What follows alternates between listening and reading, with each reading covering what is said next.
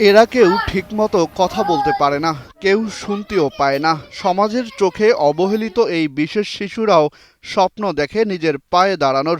আর তাদের এই স্বপ্নগুলোকে বাস্তবে রূপ দিয়ে গাজীপুরের কালিয়াকৈরে এক অনন্য দৃষ্টান্ত স্থাপন করেছেন শামসুন্নাহার বেগম।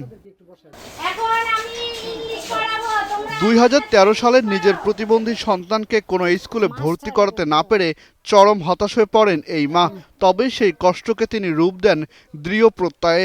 নিজের বাড়ির বারান্দায় মাত্র 5 জন শিশুকে নিয়ে গড়ে তোলেন মাহমুদা আদর্শ প্রতিবন্ধী স্কুল। আর সেখানে সম্পূর্ণ বিনামূল্যে পড়াশোনা করছে 80 জন প্রতিবন্ধী শিশু। এই বাচ্চাদের যে আমি পড়াই, এদের কোনো বেতন নেই না। আমার নিজের পরিশ্রমের টাকা কিছু আমি সংসারে দিতাম, আর কিছু আমি স্কুলে ব্যয়বহুল করতাম। 2009 সালে আমার মেয়ে জন্ম হয়। বিভিন্ন ডাক্তারের কাছে নেওয়ার পরে জানতে পারে ও স্বাভাবিক না। এই কারণে 7 বছর বয়সে ওরে অনেক স্কুলে নিয়ে গেছে, ভর্তি করতে পারি নাই। প্রথম 5 জন বাচ্চা নিয়ে বারান্দায় শুরু করি, তারপরে বুড়ির বাড়িতে গিয়ে আমি স্কুলটা পুরোপুরি শুরু করি 2014 সালে 25 জন বাচ্চা নিয়ে। রোমানা আক্তার, শিশুটির বয়স 13 বছর। তার স্বপ্ন বড় হয়ে ডাক্তার হবে, আর সেই স্বপ্ন পূরণ করতে তিনি এই স্কুলে পড়ছেন। তার মতো এই স্কুলে পড়া 80 জন শিক্ষার্থীরও নিজস্ব একটি স্বপ্ন আছে, যা পূরণ করতে কাজ করছেন প্রতিষ্ঠানটির প্রতিষ্ঠাতা।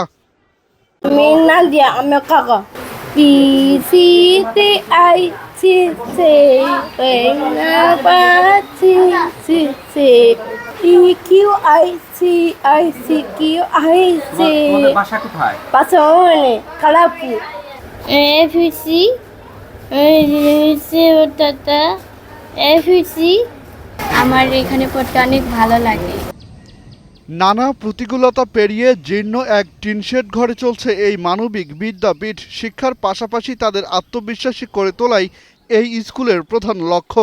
তবে চরম অর্থাভাবে স্কুলের মাসিক ব্যয় মেটাতে এখন হিমশিম খেতে হচ্ছে তাদের।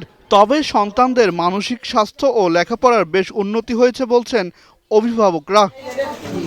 এই ধরনের প্ল্যান তো একটু ভালো হয়, সমাজের বুকে যদি একটু দাঁড়ায় থাকতে পারে। আগে অনেকটাই অসুস্থ ছিল, এখন সুস্থ হয়েছে, পড়াশোনা করতে পারে। উনি অনেক কষ্ট করে স্কুলটা প্রতিষ্ঠা করছে, তার জন্য তাকে অনেক কৃতজ্ঞতা জানাই যে আমাদের মতো মায়ের সন্তানরা যাতে অবহেলিত না হয়। এই এলাকার ভিতরে কোনো প্রতিবন্ধী স্কুল নাই, খুবই ভালো। বাচ্চাটা বুদ্ধি প্রতিবন্ধী, তো কথা বলার সমস্যা। তো এখানে আসতে হলে ওর হাঁটা রাস্তা খুবই কাঁচা রাস্তা, বর্ষার সিজনে পানি জমে, কাদা জমে, যেমন আজকে আসছে অনেক কষ্ট করে। শামসুন্নাহারের স্বপ্ন প্রতিষ্ঠানটি যেন একদিন পূর্ণাঙ্গ আবাসিকে রূপ পায়। তিনি না থাকলেও যাতে স্কুলটি বন্ধ না হয়ে যায়, সেজন্য সমাজের বিত্তবান ও সরকারের প্রতি বিশেষ আবেদন জানান তিনি। সবার কাছে অনুরোধ করি স্কুলটা সাহায্য করুক।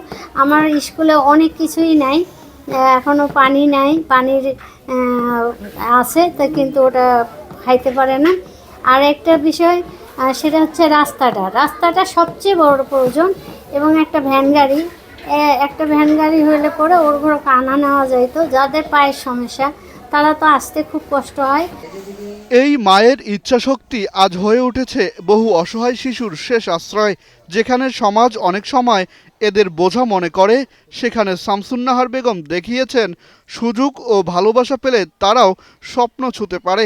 এখন প্রয়োজন শুধু এই মানবিক উদ্যোগকে বাঁচিয়ে রাখতে সবার সম্মিলিত সহযোগিতা।